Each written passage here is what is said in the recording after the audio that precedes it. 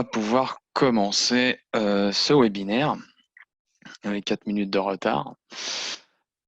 Du coup, comme vous l'avez vu ce matin, pour ceux qui étaient présents, on a vu les 3 logiciels SIP Architecture, Strubeam Steel qu'on va voir tout de suite et Strubeam SIP 3D.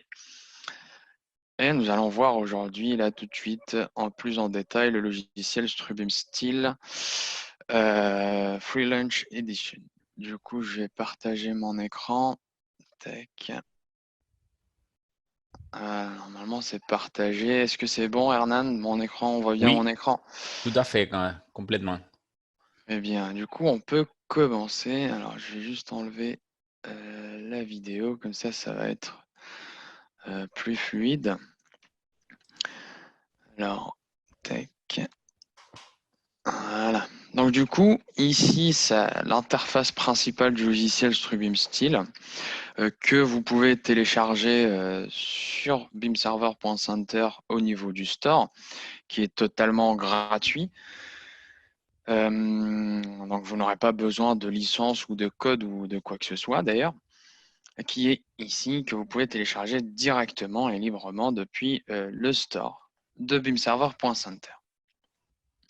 Donc, on commence ici, on se retrouve, donc j'ai déjà ouvert le logiciel, vous voyez sur l'écran l'interface principale qui est similaire à la plupart de nos logiciels. On retrouve ici à gauche les différentes vues qui est possible d'ajouter. Là, on n'en a qu'une seule, on n'en a besoin que d'une seule, mais il est possible d'ajouter et de créer plusieurs vues, plan de niveau, plan de plafond, élévation, coupe, des plans génériques, ainsi que des vues 3D.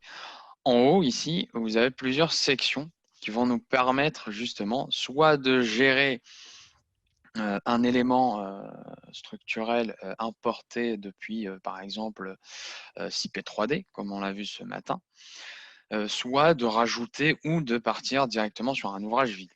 Donc ces éléments-là sont divisés et répartis en plusieurs sections, donc projet, introduction, édition, outils, assemblage et pièces.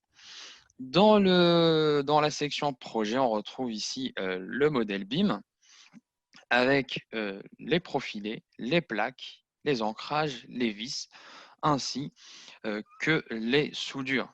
Donc ici, si je sélectionne profilé, je vais agrandir la petite fenêtre, on retrouve toute la base de données des différents types d'éléments qui sont définis dans le projet, avec à chaque fois les différentes coordonnées de chaque élément. Ici, ça va être pour les profilés. Pour les plaques, ici, de la même manière. On a aussi pour les vis, par exemple, qu'à chaque fois leurs coordonnées en millimètres. Donc ici, ils sont affichés en millimètres, mais on a la possibilité à ce niveau-là, au niveau des unités, de gérer les unités. Par exemple, ici, la distance, je vais la mettre en mètres. Et les dimensions également vont être en mètres. Moi, je préfère travailler en mètres. Donc, vous pourrez choisir les unités que vous souhaitez. En acceptant, si je reviens ici, c'est en train de se mettre en route. Tac, voilà. Donc, si je reviens ici, par exemple, pour les vis, je vais retrouver les coordonnées X, Y, Z, X0, Y0, Z0, qui vont être ici en mètres. Au niveau de la bibliothèque, on va retrouver de la même manière, par exemple, pour les bibliothèques de profilés, on va retrouver tous les types de profilés disponibles pour ce projet et que nous pouvons utiliser. Donc, je peux éditer très simplement cette série-là pour en ajouter, quand bon me semble, ajouter des séries de profilés avec les dimensions que je veux. Donc, on a ici les types laminés, armature, formé à froid ou tubulaire. Avec à chaque fois, bon, ici, il n'y a une seule référence. Je peux très bien venir ajouter une nouvelle série avec le diamètre et l'épaisseur. Pareil pour les vis. Hein, je peux ajouter ou modifier directement celle déjà présente pour me créer ma propre bibliothèque. Cette bibliothèque-là, vous pourrez l'exporter sur votre PC pour pouvoir l'utiliser et l'importer pour vos projets. Si vous travaillez avec les mêmes catalogues, vous n'aurez pas besoin de recréer manuellement à chaque fois votre bibliothèque. Ça permet d'avoir un gain de temps assez considérable. Ensuite, nous avons les étiquettes que vous pouvez attribuer aux éléments de votre projet. Et ça va vous permettre également d'avoir de travailler uniquement, par exemple, sur les poteaux, en enlevant certaines étiquettes, etc. C'est le même principe des calques au niveau de CIP 3D. Au niveau de la section introduction, on retrouve ici les différents éléments qu'on peut utiliser sur le projet. Donc ici, on retrouve les éléments définis dans la bibliothèque, avec à chaque fois la section et le profilé, la série de profilés et le profilé. Ici, c'est les éléments qu'on a vus dans la bibliothèque. À tout moment, vous pourrez aller dans la bibliothèque et en ajouter si vous le souhaitez. De la même manière pour les plaques, pour l'ancrage, les vis ainsi que les soudures. Ici, nous avons la grille que nous allons voir un peu plus tard, qui permet de vous aider dans votre projet, qui vous permettra de tracer plus convenablement à l'aide de ces lignes de référence. Au niveau de la section édition, quand vous avez l'habitude, ça vous permet d'éditer un élément. Tac, si je clique sur cette barre-là, j'ai directement la référence qui s'affiche, les boutons déplacer, effacer, tourner, copier, etc. Dans la section outils, ici, ça nous permet de diviser une barre. Comme je vous l'ai dit, on a la possibilité d'agir sur tous les éléments du projet ou de l'unir. Ici, nous avons l'attribution des étiquettes qu'on peut créer ici. Par exemple, au niveau des étiquettes, je peux sélectionner, par exemple, ces 4 poteaux-là. Tac. Comme ceci. Je vais leur attribuer l'étiquette A. Et ça va me permettre, si je veux, d'enlever ici, d'enlever tous les autres éléments et de ne laisser que l'étiquette A, donc, qui ont été attribués à ces éléments-là. Ça me permet de travailler uniquement sur les éléments que je souhaite et pour ne pas m'encombrer surtout sur un projet avec plusieurs barres. Ensuite, nous avons ici les assemblages.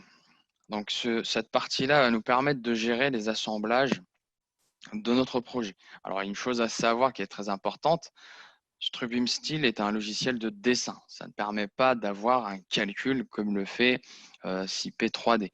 D'où l'importance du flot de travail et de l'échange qu'il y a entre CIP 3D et Strubeam Steel.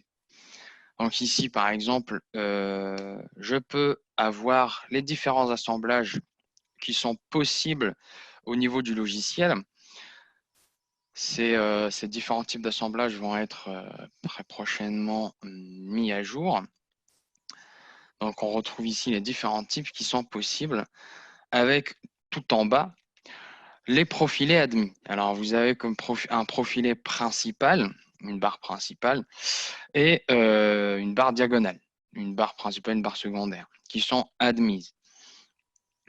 Si je viens ici avec le bouton éditer, ici les assemblages ont été déjà édités. Si je clique sur un assemblage, je retrouve mon petit assemblage ici que je peux éditer en choisissant les différents éléments ici. Si je veux mettre un renfort ou pas, là, il me dit que la valeur de T2 doit être supérieure à 0. T2, c'est ici. Je peux mettre, par exemple, 20 cm. Non, il ne veut pas. C'est pas grave. On peut ajouter des vis. Je peux les déplacer. Par exemple, si je dis 0,2, non. Il ne veut toujours pas sur cet assemblage. C'est pas grave. Je vais en créer un tout seul. Alors, est-ce qu'il y a... Alors, sur cette barre-là, par exemple, il n'y a pas d'assemblage qui a été défini. Donc, je vais venir avec ce deuxième bouton, sélectionner liaison à partir des profilés. Je clique dessus, je viens sélectionner ma barre et le logiciel me propose automatiquement les assemblages qui sont admis pour cette barre. Donc, j'ai articulation avec broche ou plaque d'ancrage. Je peux sélectionner par exemple articulation avec broche. le logiciel me propose cet assemblage-là. Je peux changer de matériau. Je peux définir, alors vous avez à chaque fois la référence ici, LX, c'est la longueur de la plaque ici, et Y1, c'est du coup, comme c'est un carré, c'est l'autre longueur, c'est la largeur. On a une platine frontale, on a les broches, on a la possibilité de sélectionner la platine bitubée. Alors, la valeur de T, où est-ce qu'il était? Ah, ici. Il veut pas, je ne sais pas où se trouve. Voilà, celle-là. Et celle-là. Normalement, ça devrait être bon. Tac, là, tout est à 0. Ouais, je vais revenir sur celle-ci. Ah, il veut pas. C'est pas grave. On a ici la possibilité de mettre des jarrets. La possibilité de jouer sur l'ancrage en sélectionnant par exemple le type de vis que je veux mettre, le type ici, hein, on peut le voir ici, le type de soudure s'il y en a, ici, et on le voit ici en jaune, notre type de soudure. Si je sélectionne par exemple un autre type, alors plaque d'ancrage, j'ai aussi la possibilité de le gérer comme je le souhaite. Comme ceci, avec la possibilité de mettre un raidisseur, l'ancrage et le point de soudure. On reviendra tout à l'heure pour voir un exemple de mise en place d'un assemblage. Ici, on peut créer, dans la section pièces, on peut créer des pièces, etc. Dans la partie visualisation, j'ai la possibilité d'afficher ou de masquer les alertes, la possibilité de sélectionner les parties visibles de mon plan, les calques. Alors ici, ça s'appelle des étiquettes, mais j'ai la possibilité de sélectionner mes étiquettes à afficher comme je vous l'ai montré tout à l'heure. Ici, on a une vue 3D qui pourra être comme ceci. Alors, dans la vue 3D, on voit bien qu'il y a un élément structurel de CPCAD que je peux afficher directement ici, tac, que je vais le rendre visible, que je peux afficher directement ici. Tac, alors, je vais juste actualiser ma vue. Tac, je vais tous les rendre visibles. Voilà. Je vais créer une nouvelle vue 3D. Tac. Et là, je vais revenir ici pour que ça puisse s'actualiser et je vais retrouver ma structure CP4. Donc en gros, c'est ce que fait le logiciel. Là, il est possible également d'avoir un projet déjà calculé au niveau de CP3D, qui est déjà ici. Moi, j'ai déjà réalisé un hangar industriel qui est ici. Donc ce que je vais faire, c'est créer un nouveau projet au niveau de Strubim Steel. Je ne vais pas l'enregistrer. Je vais créer un nouveau projet ici. Alors, je ne vais pas sélectionner un projet déjà existant sur la plateforme. Je vais plutôt créer un nouveau pour que je puisse exporter mon projet qui va être ici sous forme de test, qui sera non visible et fermé à toute collaboration. En cliquant sur terminer, là je suis sur un ouvrage vide. Je vais revenir sur mon logiciel, CP3D, avec mon petit hangar que j'ai déjà calculé, et je vais venir le lier à mon projet comme nous l'avons vu ce matin. Je vais venir le lier au projet que je viens de créer pour pouvoir importer cette structure sur Strubim Steel. Donc le projet a été calculé au préalable, ça prend un petit peu de temps. Donc j'ai pris la peine de bien le calculer. Une fois lié, je vais revenir sur le menu déroulant BIMServer.center pour pouvoir l'exporter. Je vais juste l'appeler CP3D, tac, et j'accepte. C'est en train de s'exporter. La petite fenêtre ici m'informe que le projet a été correctement exporté. Et au niveau de Strubim Steel, je vais venir actualiser mon projet Et le logiciel va me proposer si je souhaite importer ou pas mon projet CP3D. Je coche la petite case pour l'importer, j'accepte. Le logiciel est en train de l'importer. Et ici, le logiciel m'affiche les différents profilés utilisés sur le projet CP3D. Avec à chaque fois la série, le profilé, le type, la section, le matériau, le nombre de barres, ainsi que sa présence ou non au niveau de la bibliothèque. Donc là, tous les profilés utilisés sont tous présents dans la bibliothèque et vont tous être importés. En acceptant, je retrouve mon petit hangar ici directement et que je peux gérer quand bon me semble. Je peux enlever des barres si je souhaite, par exemple ici. Tac, je peux enlever cette barre-là. Je peux gérer mes différents assemblages. Tac, je sélectionne deux barres, une principale et une autre secondaire. Ici, j'ai trois choix d'assemblage. Je vais par exemple sélectionner raccord via platine frontale.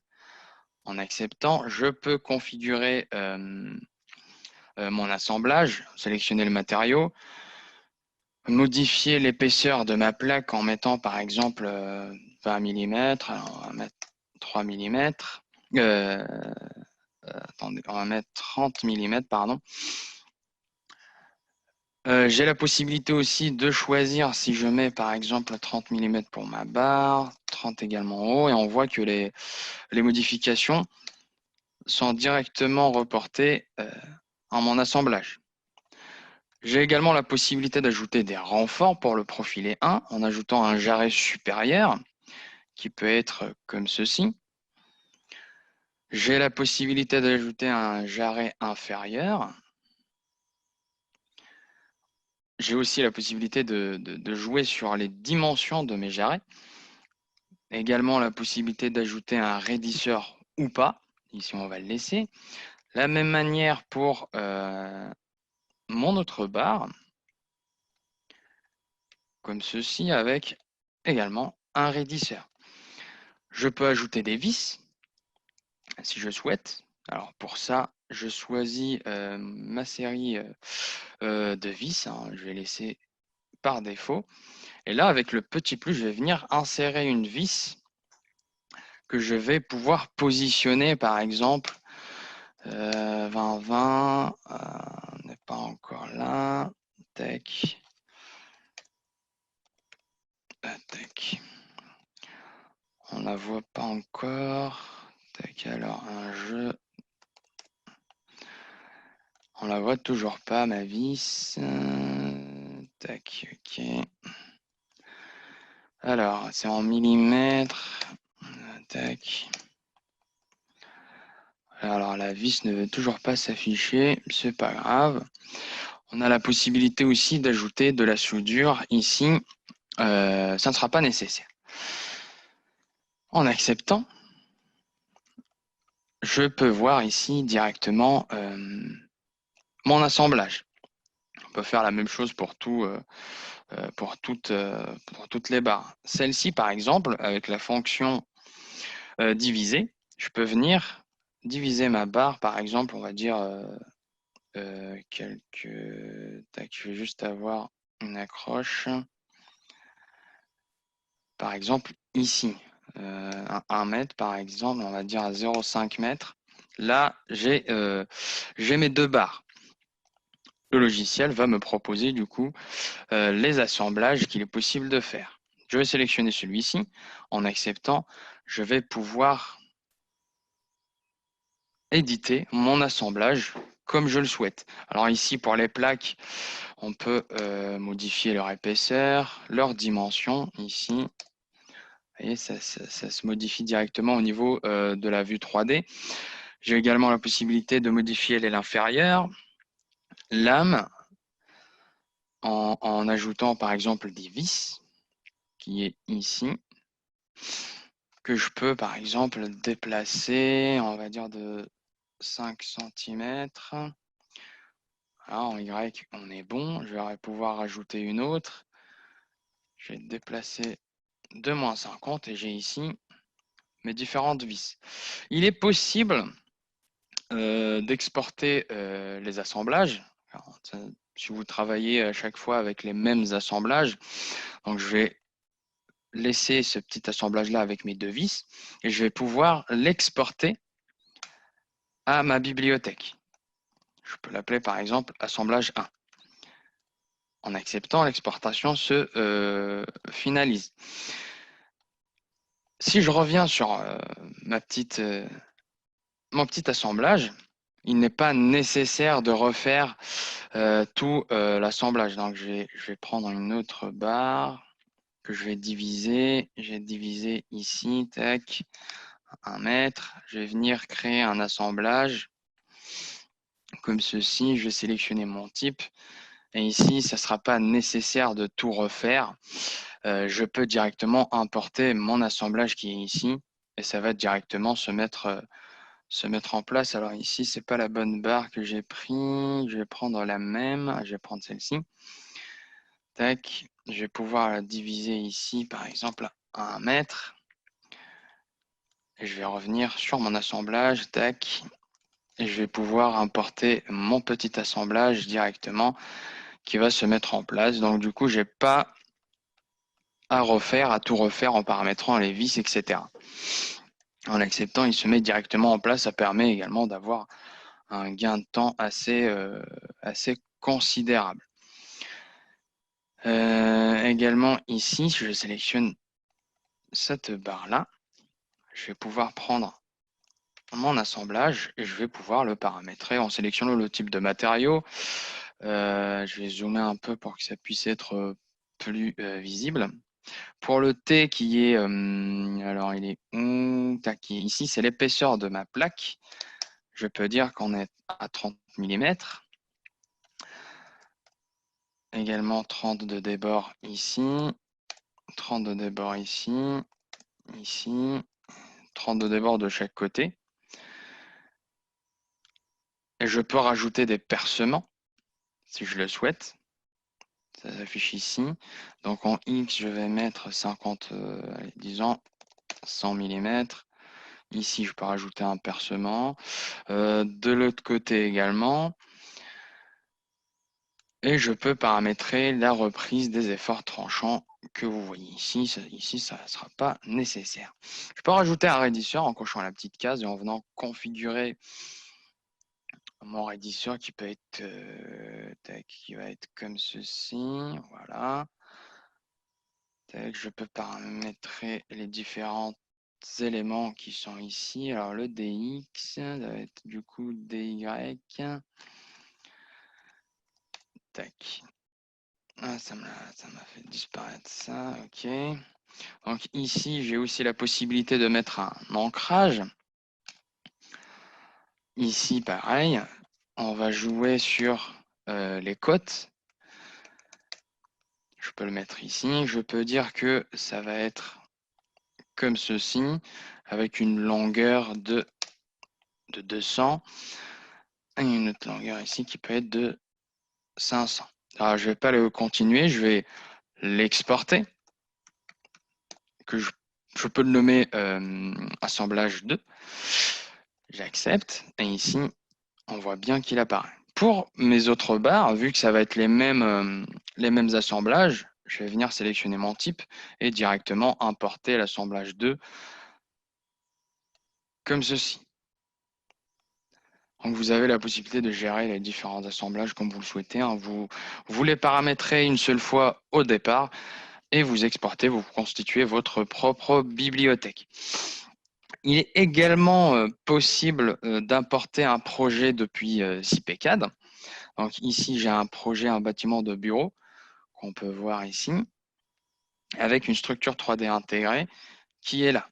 Donc si je veux, tac, je viens ici et je vais lier mon projet. Alors là, je vais le délier. Je vais lier mon projet, comme tout à l'heure, à mon projet BIMServer.center pour pouvoir l'exporter comme j'ai fait au niveau de CP3D.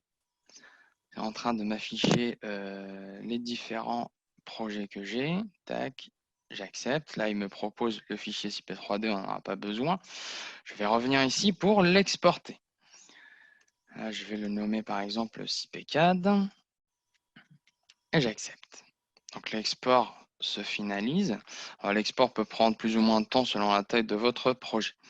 Donc ici, je vais venir créer un nouveau projet que je peux appeler CPCAD 2.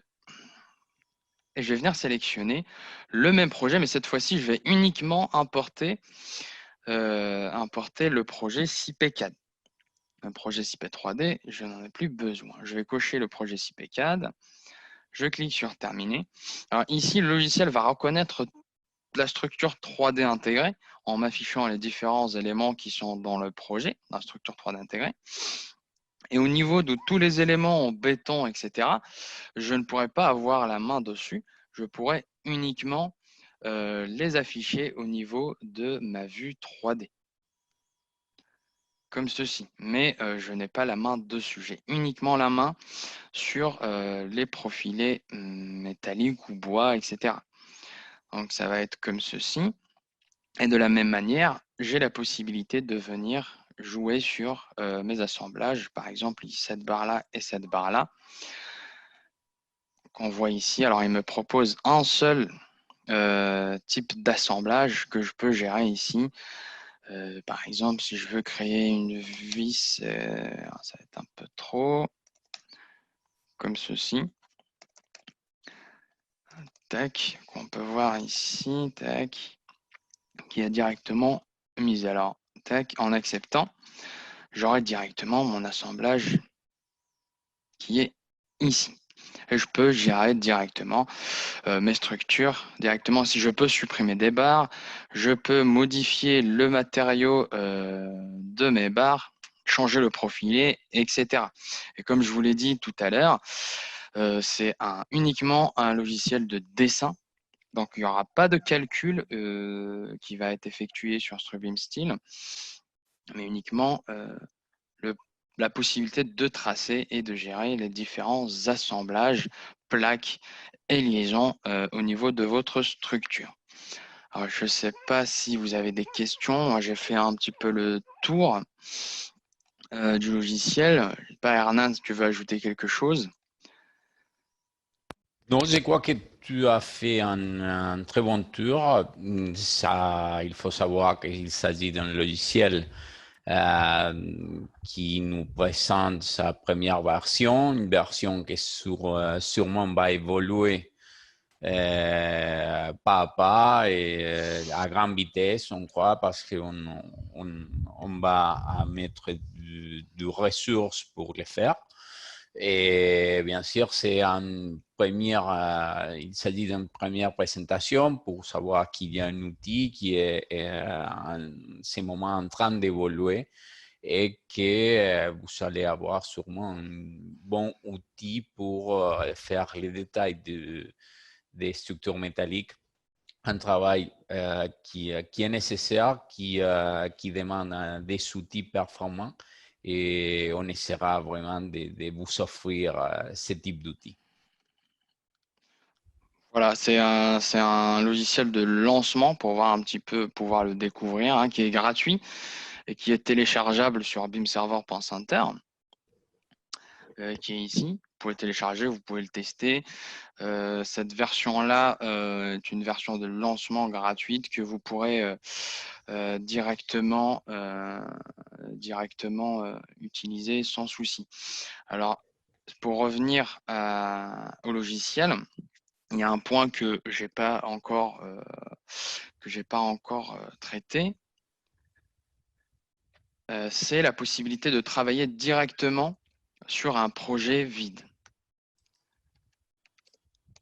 Ici, c'est de la même manière, on va créer un projet. Cette fois-ci, il n'y aura pas d'import de maquette ni CP3D ni CP4. Ça va être vraiment partir d'un projet vide. Alors, comme je vous ai dit tout à l'heure, on a la possibilité d'avoir la grille qui est ici, qui va nous permettre, alors il est possible d'avoir une barre comme ceci et de tracer directement. Ça, il n'y a pas de... Il n'y a pas de souci. Mais pour vous aider à avoir un petit peu de repères, on peut avoir une grille qui est comme ceci. Je peux rajouter 3 lignes. Alors, on peut rajouter le nombre de lignes que vous voulez, hein. Et ici, on va rajouter 3 lignes, par exemple 3 mètres et 6 mètres. Au niveau des lignes suivant la direction X, je vais également rajouter 3 lignes A, B, C, avec à chaque fois, vous renseignez les codes que vous souhaitez. Ici, ça peut être comme ceci. En suivant la direction Y, ça va être également 3 lignes. 0,6 mètres et disons 12 mètres. On peut choisir la couleur de la grille. Je vais pas chipoter, je vais mettre noir, ainsi que la hauteur des textes. En acceptant, je me retrouve avec la grille ici. Ça vous permet de délimiter un volume où vous pourrez tracer librement, sans souci, hein. Tac, je vais venir ici créer mon petit poteau. Tac, jusque là. Je peux rajouter un autre qui monte encore. Tac. Alors, pour tourner la vue 3D, c'est Shift et la roulette de la souris maintenue. Tac. Je peux créer, par exemple, une petite structure ici, très vite. Voilà. Vous voyez, c'est assez simple pour une prise en main, surtout avec ces petites lignes de référence qui permettent de vraiment délimiter le travail dessus. Donc ici, hein, pareil, je peux venir gérer mes assemblages. Tac. Je viens, je sélectionne ici. Si je veux le configurer, je configure mon assemblage. Tac, ici. Je peux dire, tac, ça sera juste soudé.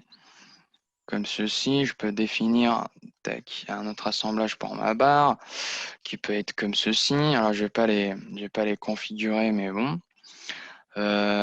Ici, je peux diviser ma barre si elle ne correspond pas si elle ne correspond pas à la fiche technique que vous utilisez, des produits que vous utilisez, je vais pouvoir la diviser, venir mettre un assemblage ici, tac, comme ceci.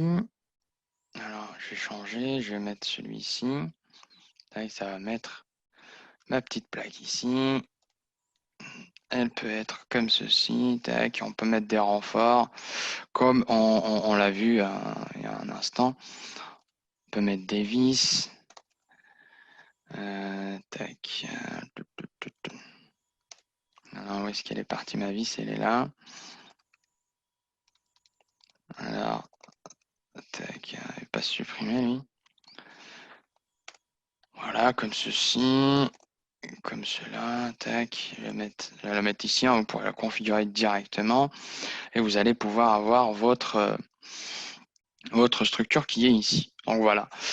Si vous avez des questions, n'hésitez pas. Alors, on a fait le tour. C'est vraiment très très simple à prendre en main.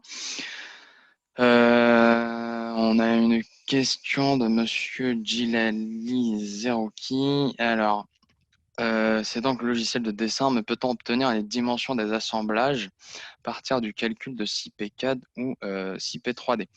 Alors, oui, vous pourrez avoir au niveau de 6P3D les assemblages, tac, comme ici, si je viens gérer un assemblage, mais les assemblages ne sont pas importés depuis 6P3D ou 6P4, même si vous réalisez un calcul au niveau de 6P3D, même si vous générez les assemblages au niveau de 6P3D, ils ne seront pas importés au niveau de Strubeam Steel. C'est justement le but d'importer un projet 6P3D. Alors, c'est en train de se charger.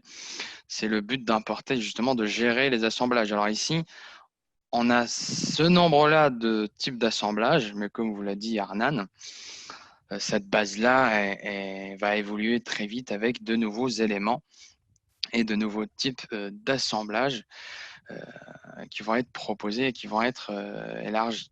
Donc ici, alors pour les dimensions, on peut avoir les dimensions pour refaire la même chose au niveau de Strubeam Steel.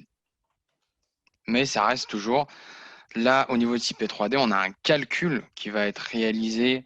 L'assemblage va être déterminé par rapport au calcul qui sera réalisé. Et au niveau de Strubeam Steel, c'est vraiment libre à vous de faire ce que vous voulez. vous pouvez mettre le type d'assemblage qui vous convient. Ça ne tiendra pas compte d'aucun calcul. Je ne sais pas si cela répond à votre question ou pas.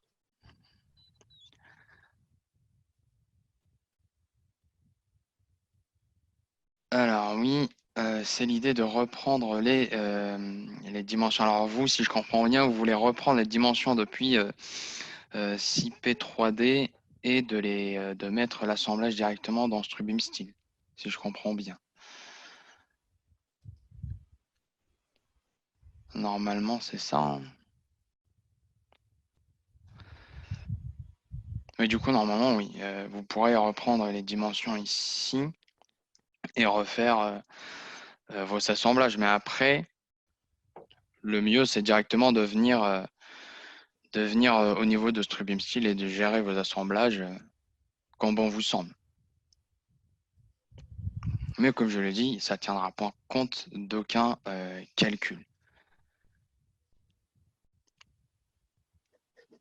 Alors, en fait, je souhaite produire des plans exécutés. Alors, Hernan, est-ce qu'on a la possibilité d'avoir des plans, des assemblages avec les différentes cotes ou c'est prévu ou... Alors, aujourd'hui, à ce moment de l'évolution du logiciel, le flux de travail sera exporter toute l'information qu'on trouve ici sur Style, exporter vers BIM Server Center et pouvoir l'importer sur notre logiciel OpenBIM Layout et à partir de là, obtenir les plans. Jusqu'aujourd'hui, c'est un peu l'état de l'évolution du logiciel. Ok. Donc voilà, je ne sais pas si ça répond Oui. à votre question, Monsieur Zerouki. On a une autre question de Monsieur Sefta Karim. Après modélisation des assemblages sur Strubim Style et en effectuant l'export vers CP3D, est-ce que le logiciel CP3D effectuera une vérification selon nos modifications? Non. Hernan, les assemblages réalisés sur Strubim Style ne pourront pas être importés au niveau de CP3D ou c'est le cas? Ouais. Pas pour le moment. Vraiment, les flux de Ouais. travail qu'on propose, c'est que les produits du calcul et dimensionnement du CP3D, bien ici sur les logiciels style, sur lesquels on va travailler pour pouvoir obtenir vraiment les documents et l'information nécessaire pour fabrication. C'est-à-dire, sur un peu pour faire un petit résumé où on peut remarquer, sur ces CP3D, ce qu'on va obtenir, c'est l'information nécessaire pour pouvoir présenter, communiquer les résultats Mm. du calcul et dimensionnement. C'est pour ça qu'on obtient une bonne quantité de récapitulatifs, de vérifications de sections, de certains plans qui peuvent détailler certaines dimensions et les dimensions et caractéristiques générales des différents profils, etc., caractéristiques des noms. Mais c'est ici où on doit obtenir toute l'information nécessaire vraiment pour la fabrication. Et à partir de là, on obtient par exemple les documents nécessaires pour nous communiquer par exemple avec les machines de fabrication et de découpage, comme avec des formats DSTV, qui c'est un format standard. Aujourd'hui, c'est presque un standard Mhm. pour les machines de fabrication. Et ces éléments, ces fichiers d'ordre de découpage pour les différentes machines, on va les trouver. Quand on exporte l'information d'ici vers BIM Server Center, vous allez trouver les différents fichiers CNC qui va nous permettre d'envoyer sur une machine les dimensions des profilés et les préparations des différentes surfaces, les extrémités, s'il y a des trous, dimensions, marques pour les différents. Oui, ici, on trouve des caractéristiques, mais je ne sais pas si tu as montré sur les BIM Server Center, c'est-à-dire sur notre... Tac. voilà, Ici, sur le projet, on sur les retrouve ici. projets, on retrouve donc les différents documents. Et là, sur les différents documents, on va trouver les ordres qu'on peut envoyer sur les machines et avec lesquels ils vont être coupés les profilés, ils vont être préparés les surfaces. On aura la traçabilité donc des différents éléments pour les montages après, etc. Je vais juste Voilà un peu. l'exporter pour qu'on puisse voir ça. Voilà. Ouais, donc ça n'a pas d'utilité d'exporter de Strubim Steel vers CP 3D. Tout à fait. Aujourd'hui, c'est un peu les flux de travail qu'on propose, vraiment. C'est-à-dire, c'est la dernière application avec laquelle on va traiter toute l'information pour après faire directement la fabrication et montage de la structure. Ok, là c'est en train de monter. Mais ouais, du coup, c'est plutôt l'inverse, c'est de faire le projet sur CP 3D et de venir traiter les assemblages au niveau de Strubim Steel pour l'étape suivante qui va être du coup la fabrication. Voilà, C'est tout à bien fait. ça. Oui, c'est vraiment une étape sur laquelle on n'avait pas vraiment un outil et on exportait vers d'autres applications parce qu'on sait qu'il y a des autres applications qui sont sur le marché et qui ils travaillent bien, mais on veut vraiment pouvoir offrir à nos clients une solution complète pour pouvoir gérer tous ces projets sans besoin de changer de plateforme. Voilà. Ok. Si vous avez d'autres questions, n'hésitez pas. Sinon, ce webinaire sera disponible en replay, tout comme celui de ce matin, où vous pourrez voir un petit peu les nouveautés structures pour ceux qui n'étaient pas là, avec justement le flux de travail et l'interaction entre CP3D, CP Architecture et Strubim Steel que nous avons évoqué ce matin. Et vous pourrez également vous inscrire pour les prochains webinaires qui sont durant toute cette semaine. Donc, si vous n'avez pas d'autres questions, ça va être tout bon. Rien à rajouter, Hernan, c'est tout bon pour toi? Non, je crois qu'on a fait un peu les tours. On voulait présenter l'outil, tu l'as très bien fait. Et il sera intéressant de pouvoir commencer à connaître un peu l'outil et surtout être attentif aux différentes évolutions qu'on présentera sûrement pour les prochaines mises à jour de la version 2021. Avec plus de types d'assemblage, plus d'options, etc. Tout à fait. Donc voilà, merci à vous tous et je vous souhaite une fin de journée agréable. Merci, Au Yacine. revoir. Merci, au revoir.